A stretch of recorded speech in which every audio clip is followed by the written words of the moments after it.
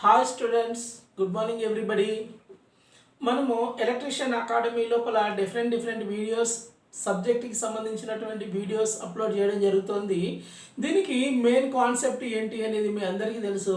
అందరికీ subject knowledge డెప్త్గా develop కావాలి. మెయిన్గా సబ్జెక్టు నాలెడ్జ్ కాన్సెప్టువల్ వైజ్గా డెవలప్ అయితే మనము ఏ క్వశ్చన్కైనా ఈజీగా ఆన్సర్ చేయగలుగుతాము అనేటువంటి ఉద్దేశంతో కాన్సెప్ట్ బేసిస్లోనే సబ్జెక్టు చెప్పడం జరుగుతుంది. విపులంగా వివరించి చెప్పడం జరుగుతుంది. అదేవిధంగా పాయింట్ టు పాయింట్ కూడా మీకు డిస్కస్ చేసి చెప్తున్నాం. దీంట్లో భాగంగానే మీకు ఈ మధ్య కాలం లోపల కొన్ని క్వశ్చన్స్ అడుగుతున్నాము. అది క్విజ్ పేరుతోటి క్వశ్చన్స్ అడిగి మిమ్మల్ని ఆన్సర్ కామెంట్ చేయండి అని రిక్వెస్ట్ చేయడం జరిగింది. మీరు కామెంట్ చేసేటువంటి ఆన్సర్ని అప్లోడ్ చేయడం జరుగుతుంది. దాంట్లోపల మనము క్విజ్ 3లో ఒక క్వశ్చన్ అడగడం జరిగింది. దానికి సంబంధించినటువంటి ఆన్సర్ ఎక్స్ప్లెయిన్ చేశాము. కానీ డీటెయిల్డ్గా ఎక్స్ప్లెయిన్ చేయడం అక్కడ వీలు కాదు కాబట్టి దానికి సంబంధించినటువంటి ఒక సపరేట్ క్వశ్చన్ మీకు అప్లోడ్ చేస్తాను అని ఆ రోజు చెప్పడం జరిగింది. దాంట్లో భాగంగా ఈరోజు క్విజ్ 3లో ఇచ్చినటువంటి ప్రాబ్లమ్ని మీకు క్లియర్గా ఎక్స్ప్లెయిన్ చేయడం జరుగుతుంది. అదేవిధంగా ఇప్పటి వరకు కూడా మన ఛానల్ని ఎవరైనా సబ్స్క్రైబ్ చేసుకున్నట్టయితే వెంటనే సబ్స్క్రైబ్ చేసుకోండి. కాంపిటేటివ్ ఎగ్జామ్లు రాసే వాళ్ళకి మీరు ఏంటి అంటే మంచి సబ్జెక్ట్ కాన్సెప్ట్ డెవలప్ చేసిన వాళ్ళు అవుతారు.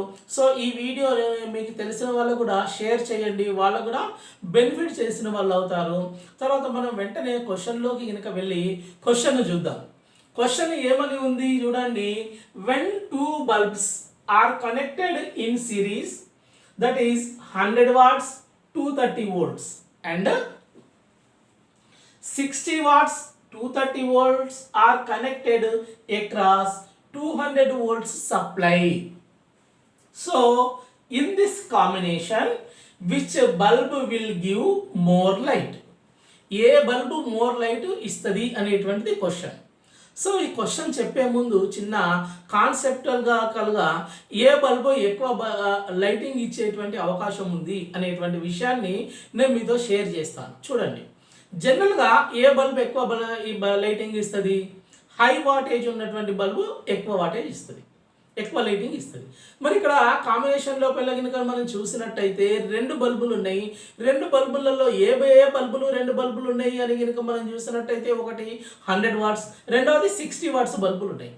ఈ 100 వాట్స్ రేటింగ్ ఉన్నటువంటి బల్బు 60 వాట్ రేటింగ్ ఉన్నటువంటి బల్బుని మనం కనుక గమనించినట్టయితే ఏది ఎక్కువ లైటింగ్ ఇస్తుంది అంటే ఆటోమేటిక్గా 100 వాట్స్ ఉన్నటువంటి బల్బు మాత్రమే బ్రైట్ లైట్ ఇవ్వాలి. కానీ ఇక్కడ జరిగేటువంటిది ఏంటి అంటే ఈ 2 బల్బులు సిరీస్ కాంబినేషన్ లోపల కనెక్షన్ చేయబడి ఉన్నాయి. సిరీస్ కాంబినేషన్ లోపల కనెక్ట్ చేయబడి ఉన్నాయి. సిరీస్ కాంబినేషన్ లోపల ఎప్పుడైతే కనెక్ట్ చేయబడి ఉన్నాయో వాటి యొక్క రేటింగ్ మారిపోతుందండి. బల్బు యొక్క రేటింగ్ మారిపోతుంది. ఈ 100 వాట్స్ 60 వాట్స్ అనేది కంపెనీ వాళ్ళు డిసైడ్ చేసినటువంటి రేటింగ్. ఇది ప్యారలల్లో కనెక్ట్ చేసినప్పుడు మాత్రమే ఆ రేటింగ్ తోటి కరెంటు తీసుకోవడం జరుగుతుంది, ఆ పవర్ని కన్జ్యూమ్ చేస్తుంది. ఇన్ కేస్ ఈ బల్బులని మనం ఎప్పుడైతే సిరీస్ లోపల కనెక్ట్ చేసామో సిరీస్ లోపల కనెక్ట్ చేయంగానే వీటి రేటింగ్ మారిపోవడం జరుగుతుంది. మరి ఏ విధంగా మారిపోతుంది అనేది చూద్దాం. సో రేటింగ్ మారిపోయి బల్బు ఏం చేస్తుంది అంటే యాక్చువల్గా ఏ బల్బ్ అయితే ఎక్కువ కన్జంప్షన్ చేస్తుందో కరెంటును తీసుకుంటుందో ఆ బల్బు బ్రైట్ లైట్ ఇస్తుంది. సో కన్క్లూజన్ ఏంటి? ఫైనల్గా మనం డిసైడ్ చేసుకోవాల్సింది ఏంటి అంటే కన్జంప్షన్ ఎక్కువ ఉన్నటువంటి బల్బు అంటే ఎక్కువ పవర్ని తీసుకునేటువంటి బల్బు బ్రైట్గా వెలుగుతుంది, తక్కువ పవర్ తీసుకున్నటువంటి బల్బు డిమ్గా వెలుగుతుంది. So this is conclusion. కానీ ఇక్కడ మనం ఏమనుకుంటాము, 100 వాట్స్ బల్బే పవర్ ఎక్కువ తీసుకుంటుంది అనుకుంటాం.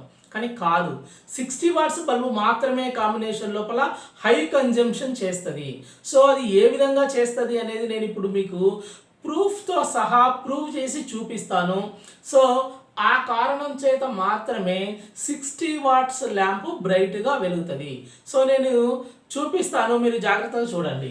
సో ఈ 2 ల్యాంపులని మనం ముందుగా ఏ విధంగా కనెక్ట్ చేసినామని చెప్పబడింది, రెండింటిని సిరీస్ లోపల కలపబడ్డాయి అన్నాం.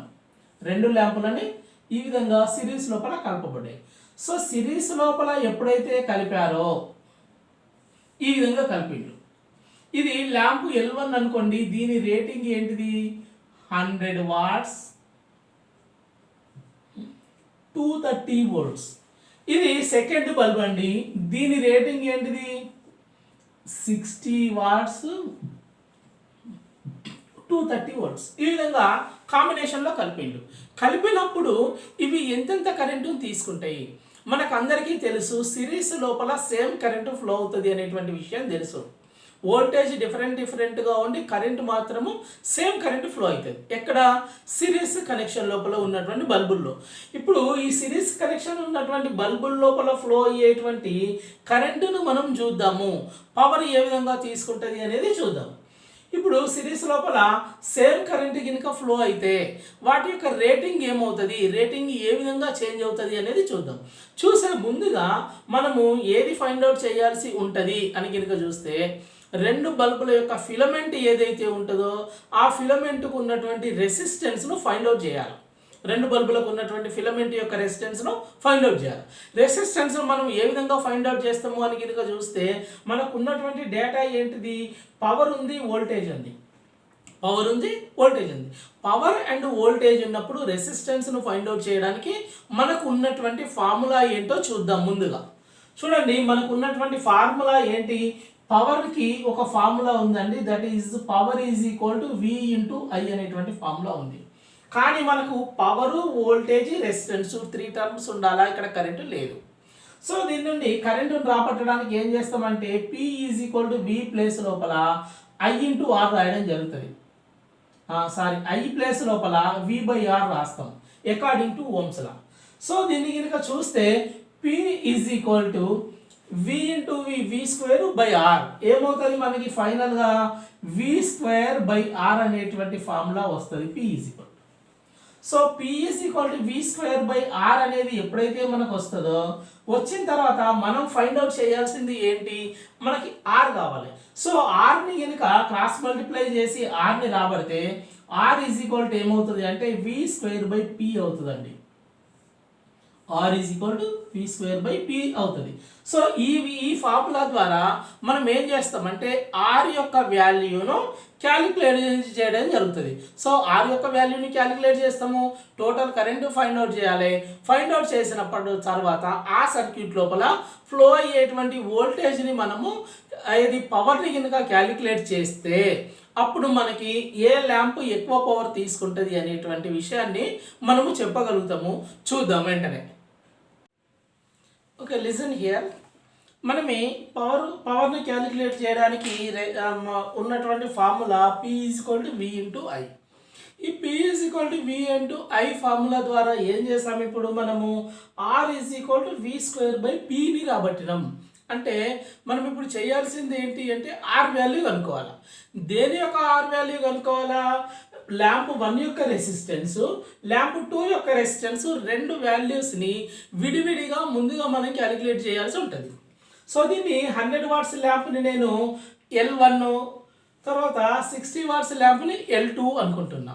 సో దీనికి వచ్చేటువంటి కరెంటు R1 అయితే దీనికి వచ్చేటువంటి కరెంటు R2 అవుతుంది. సో నేను ఇప్పుడు రెండు ల్యాంపుల యొక్క వాల్యూస్ని విడివిడిగా క్యాలిక్యులేట్ చేస్తున్నాను. ఫస్ట్ ఇది 100 వాట్స్ ల్యాంప్ వాల్యూస్ అండి, 100 వాట్స్ ల్యాంప్. ఇది 60 వాట్స్ ల్యాంప్ యొక్క వాల్యూస్. ఇప్పుడు నేను 100 వాట్స్ ల్యాంప్ యొక్క రెసిస్టెన్స్ని R1 క్యాలిక్యులేట్ చేస్తాను. R1 క్యాలిక్యులేట్ చేయడానికి మనకు ఉన్నటువంటి ఫార్ములా ఏ ఫార్ములా ఉన్నది, ఇక్కడ V స్క్వేర్ బై P అనేటువంటి ఫార్ములా ఉంది. సో ఇక్కడ మనకి V స్క్వేర్ బై P అని సబ్స్టిట్యూట్ చేసి R1 క్యాలిక్యులేట్ చేస్తున్నా. ఇక్కడ V స్క్వేర్ అంటే ఎంత అంటే ల్యాంప్ 1 యొక్క voltage. So 230 into 230 by power అంటే 100 వాట్స్. సో R1 క్యాలిక్యులేట్ చేస్తున్నాం. R1 క్యాలిక్యులేట్ చేస్తే 230 ఇంటూ 230 V స్క్వేర్ అవుతుంది బై P. దీన్ని కనుక క్యాలిక్యులేట్ చేస్తే మనకు ఏ వాల్యూ వస్తుంది అంటే R1 529 ఓమ్స్ రావడం జరుగుతుంది. ఎంత వచ్చిందండి, 529 ఓమ్స్ వచ్చింది. అదేవిధంగా 60 వాట్స్ ల్యాంపు R2ను క్యాలిక్యులేట్ చేస్తాను. దీని యొక్క ఫార్ములా ఏంటిది? V²/P. ఇక్కడ కూడా V² అంటే ల్యాంప్ 2 యొక్క వోల్టేజ్ 230 ఇంటూ 230 V². P అంటే ల్యాంప్ 2 యొక్క పవర్ 60 వాట్స్. సో దీన్ని చేస్తే మనకు R2 రావడం జరుగుతుంది. ఎంత వస్తుంది అంటే 881 ఓమ్స్ రావడం జరుగుతుందండి. R2 రెసిస్టెన్స్ అంటే ల్యాంప్ 1 యొక్క రెసిస్టెన్స్ ఎంత ఉన్నది? 529 ఓమ్స్ ఉంది. ల్యాంప్ 2 యొక్క రెసిస్టెన్స్ ఎంత ఉంది? మనకి ఇక్కడ 881 ఓమ్స్ ఉన్నది. సో ఇక్కడ R1 ఎంత అండి? 529 ఓమ్స్. R2 ఎంత? 881 ఓమ్స్ ఉంది. ఇప్పుడు మనకి ఈ రెండు ల్యాంప్స్లు కూడా ఏ విధంగా కనెక్ట్ చేయబడి ఉన్నాయి? సిరీస్ లోపల కనెక్ట్ చేయబడి ఉన్నాయి. సిరీస్ లోపల కనెక్ట్ చేయబడి ఉన్నప్పుడు మనకి టోటల్ రెసిస్టెన్స్ కనుక్కోవడానికి ఫార్ములా మన అందరికీ తెలుసు. ఏంటి formula? R is equal to R1 plus R2 formula ద్వారా టోటల్ రెసిస్టెన్స్ను ఫైండ్ అవుట్ చేస్తాం. ఎందువల్ల అంటే ఈ రెండు కూడా మనకు సిరీస్ లోపల కనెక్షన్ చేయబడి ఉన్నాయి. సో R1 వాల్యూ మనకు తెలుసండి 529. అదేవిధంగా R2 వాల్యూ 881. ఈ రెండింటిని యాడ్ చేస్తే టోటల్ R మనకు ఎంత వస్తుంది అంటే 1410 ఓమ్స్ రావడం జరుగుతుంది. యాడ్ చేసి చూడండి, 1410 ఓమ్స్ వచ్చింది. ఇది టోటల్ రెసిస్టెన్స్. ఏ రెసిస్టెన్స్? సర్క్యూట్ యొక్క రెసిస్టెన్స్. ఇప్పుడు మనము సర్క్యూట్ యొక్క కరెంట్ కనుక్కుంటున్నాం. సర్క్యూట్ యొక్క కరెంట్ టోటల్ ఈ సర్క్యూట్ లోపల ఎంత కరెంట్ ఫ్లో అవుతుంది? ఎంత కరెంట్ ఫ్లో అవుతుంది అంటే మనకి ఏది కావాలి? కరెంట్ అంటే I is equal to V/R ఫార్ములాతో చేస్తాం. I is equal to V/R ఫార్ములాతో చేయడం జరుగుతుంది. V ఎంత వోల్టేజ్ మనకి? 230 వోల్ట్స్. టోటల్ రెసిస్టెన్స్ ఎంత? 1410. సో కరెంటుని క్యాలిక్యులేట్ చేస్తున్నాం. మనకు కరెంట్ ఎంత వస్తుంది అంటే 0.163 యాంప్స్ రావడం జరుగుతుంది. 0.163 యాంప్స్ రావడం జరుగుతుంది. ఇది కరెంట్ I. ఏది? టోటల్ సర్క్యూట్ యొక్క కరెంట్. సర్క్యూట్లో ఫ్లో అయ్యేటువంటి కరెంట్ I ఎంత అంటే 0.163 యాంప్స్. ఇప్పుడు పవర్ క్యాలిక్యులేట్ చేయండి. మనం క్యాలిక్యులేట్ చేసేది ఏ పవర్ అంటే ఆ ఒక్కొక్క ల్యాంప్ కన్జ్యూమ్ చేసేటువంటి పవర్, ల్యాంప్ యొక్క కన్జంప్షన్ పవర్ను ఏ విధంగా మనం క్యాలిక్యులేట్ చేస్తాము? P1 అంటే I²R అనేటువంటి ఫార్ములా ద్వారా క్యాలిక్యులేట్ చేయడం జరుగుతుంది. I²R అనేటువంటి ఫార్ములా ద్వారా క్యాలిక్యులేట్ చేస్తాం. ఇప్పుడు P1 ల్యాంప్ 1 తీసుకునేటువంటి పవర్ని నేను క్యాలిక్యులేట్ చేస్తున్నా. క్యాలిక్యులేట్ చేయడానికి యూజ్ చేసేటువంటి ఫార్ములా ఏమంటున్నా నేను? I²R. ఈ R అంటే ఇక్కడ మనకి R1. ఇక్కడ I ఎంత వచ్చింది? 0.163 స్క్వేర్ R 529. దీన్ని క్యాలిక్యులేట్ చేస్తే పవర్ ఎంత వస్తుంది మనకు అంటే 14 వాట్స్ రావడం జరుగుతుందండి. ఎంత పవర్ వస్తుంది? 14 వాట్స్ పవర్ వస్తుంది. 14 వాట్స్ పవర్. ఇది దేనిది? ఫస్ట్ ల్యాంప్ తీసుకునేటువంటి పవర్, ఫస్ట్ ల్యాంప్ కన్జ్యూమ్ చేసేటువంటి పవర్. ఇప్పుడు అదేవిధంగా 60 వాట్స్ ల్యాంప్ కన్జ్యూమ్ చేసేటువంటి పవర్ని చూద్దాం. P2 same formula I²R. ఇక్కడ I అంటే మనకు తెలుసు 0.163 స్క్వేర్. R2 అంటే ఆల్రెడీ మనం క్యాలిక్యులేట్ చేసినాము 881 ఓమ్స్ ఇంటూ 881 ఓమ్స్. సో ఈ రెండింటిని I²R2ని కనుక చేసినట్టయితే మనకు పవర్ ఎంత వస్తుంది? క్యాలిక్యులేట్ చేసి చూడండి, 23 రావడం జరుగుతుంది. P2 is equal to 23 watts. So ఇది ఫస్ట్ ల్యాంప్ కన్జ్యూమ్ చేసేటువంటి పవరు, సెకండ్ ల్యాంప్ కన్జ్యూమ్ చేసేటువంటి పవర్. ఫస్ట్ ల్యాంప్ కన్జ్యూమ్ చేసేటువంటి పవర్ అంటే 100 వాట్స్ ల్యాంప్ కన్జ్యూమ్ చేసేటువంటి పవర్ ఎంత అంటే just 14 watts.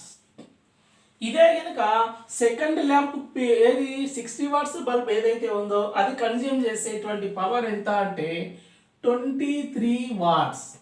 So 14 watts 23 watts 100 watts lamp ఏం చేస్తుంది మనకి 14 వాట్స్ పవర్ని కన్జ్యూమ్ చేస్తే 60 వాట్స్ ల్యాంప్ ఏం చేస్తుంది 23 వాట్స్ పవర్ని కన్జ్యూమ్ చేయడం జరుగుతుంది.